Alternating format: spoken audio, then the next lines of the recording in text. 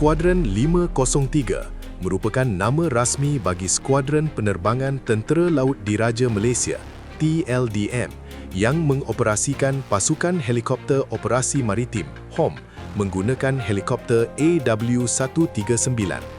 Penubuhan skuadron ini mencerminkan komitmen TLDM dalam memperkukuhkan kesiapsediaan udara, khususnya di bawah Markas Pemerintahan Armada Timur, sejajar dengan keperluan keselamatan yang semakin kompleks di perairan Sabah dan Sarawak.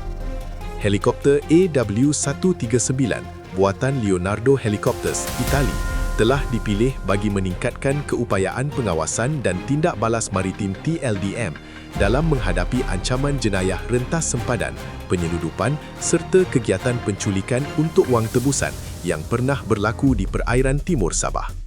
Skuadron 503 beroperasi di bawah Perintah Stesen Udara Kota Kinabalu, sebuah entiti yang berfungsi sebagai pusat pentadbiran, pengurusan logistik serta penguasa operasi penerbangan bagi Armada Timur.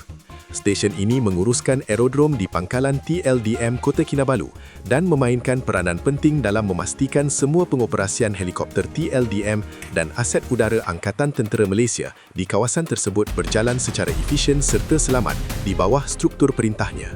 Sebagai unit barisan hadapan, Skuadron 503 melaksanakan pelbagai tugasan strategik termasuk penguatkuasaan udara di Zon Ekonomi Eksklusif Malaysia Timur, pemantauan maritim, Maritime Domain Awareness serta keupayaan over-the-horizon targeting bagi membantu kapal permukaan mendapatkan gambaran situasi lebih luas.